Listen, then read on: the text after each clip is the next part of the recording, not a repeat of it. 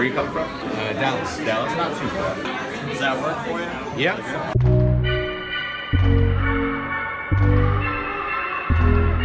They're coming to get you, Barbara.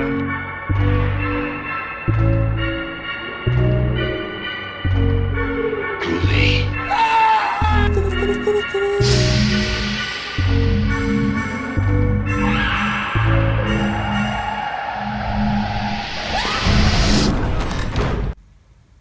Boo.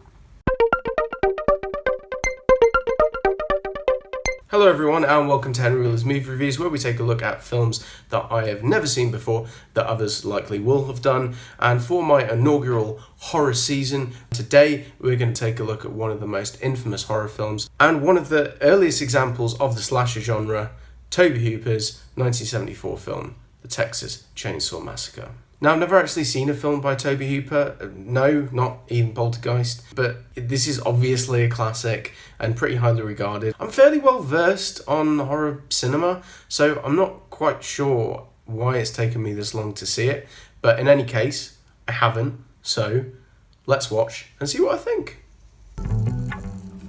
Oh, Jesus. So the film revolves around a group of young, hip adults in a van travelling to their paraplegic friend Franklin and his sister Sally's grandfather's grave to investigate reports of grave robbing that has been taken place recently. And after doing so, visiting the old family homestead. And on the way there, they pick up a hitchhiker who overstays his welcome pretty quickly and is kicked out of the van. And when they notice the fuel is getting low, they reach a petrol station only to be told that the truck that delivers the fuel won't be there for a while. So they go to the old family homestead finally and then decide to go for a wander to find a watering hole. And then things start to go south pretty quickly. So the first thing to say is I really appreciate just how perfect the runtime is. There's no flab on this whatsoever. It's just a lean and mean 83 minutes. Ari Aster, take note. The beginning, where it gives a disclaimer of what the film is about, felt like one of those preventative videos to stop children from taking drugs, showing how these teens had their whole life ahead of them, but sadly Justin and Kylie were peer pressured and they injected themselves with a marijuana. It does set the tone though, I must admit. So this is supposedly based on a true story. If you want to go through how much of it is based on the true story, I mean, it didn't involve a family, a slaughterhouse, a chainsaw, it wasn't a massacre, and it didn't happen in Texas. But apart from that, it sticks to the story, I guess. But that opening image of the mutilated corpses was one of the most striking images in cinema that I think I've ever seen. The effects in this film, given the budgetary restraints, is pretty incredible.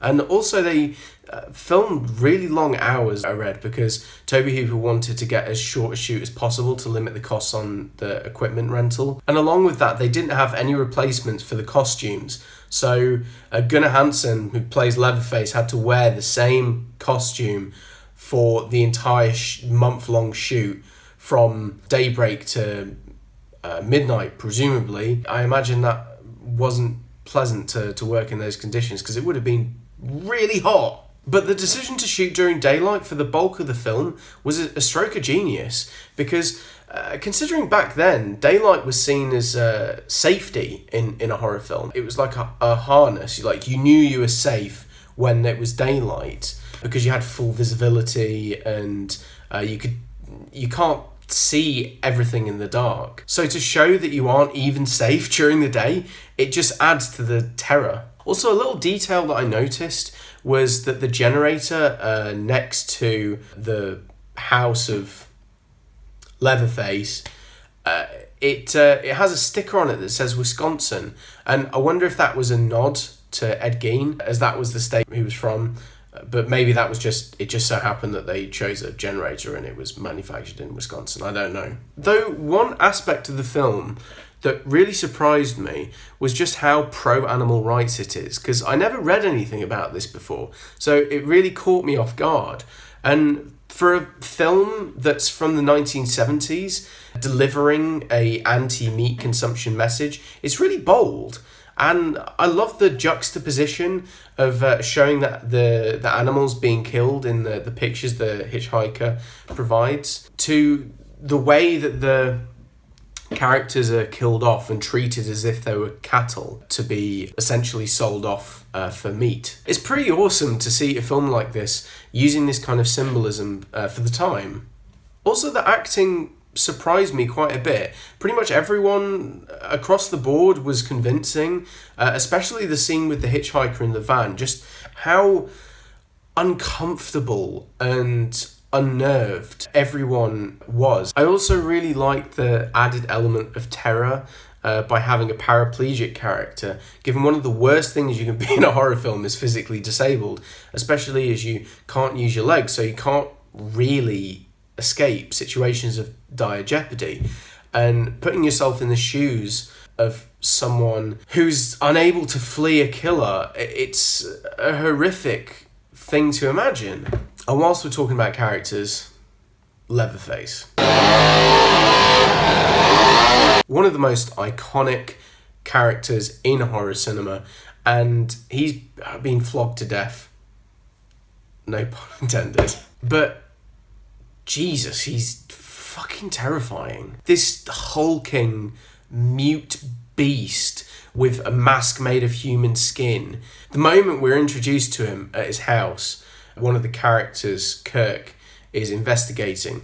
You hear the sound of this squealing pig. And then you realise that it was him who was making that sound.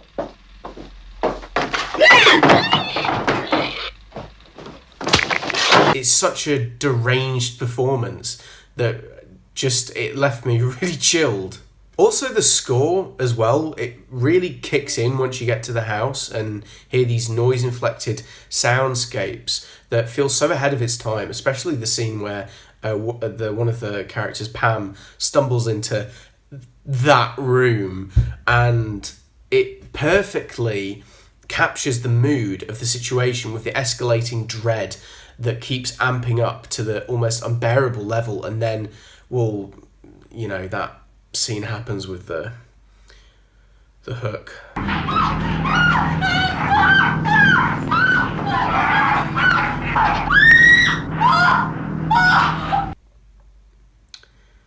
Yeah. Her acting is just great. And the snap between screaming and looking like she's in so much agony when she's on the hook, even saying that is making me feel queasy. She can barely make a sound. She has this really kind of muted cry, and oh, it's awful. It's traumatizing to watch. So yeah, now you're traumatized too. Also, I should probably add, the last act of this is truly horrifying. I won't give anything away in case you've not seen it, but it ramps up to 11 on the intensity and what the fuckery, and it just does not let up. And there's points where it is the terror is almost excruciating. Sally, one of the characters, is screaming constantly. And the way that the camera is just on her, and it has so many quick cuts. You see a close-up of her face. You even see her pupil. It's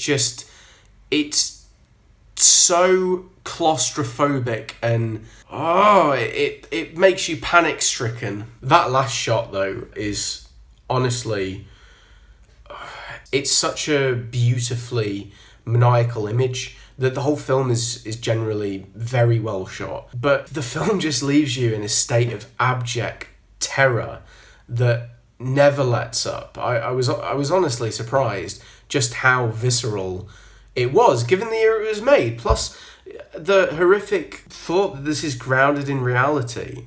You know, this is not a supernatural force. This is a very tangible and real threat. I'm going to give this a 10 out of 10. This is, without doubt, one of my favourite horror films, and probably the second best slasher film I've seen. I mean, nothing's going to top Psycho. It's debatable whether that's a slasher or not, but nothing's topping that. I guess this could go toe-to-toe with Halloween, but I haven't watched it in about 8 years, so I don't know if it is a superior film, so I need to watch that again. But this was one hell of a ride, and I'm really glad that I picked it. Otherwise, who knows how long this would have been without watching this extraordinary piece of work. So that's my thoughts on Texas Chainsaw Massacre. Let me know in the comments what you thought of it, and as always, don't forget to like, share and subscribe, and talk to you later.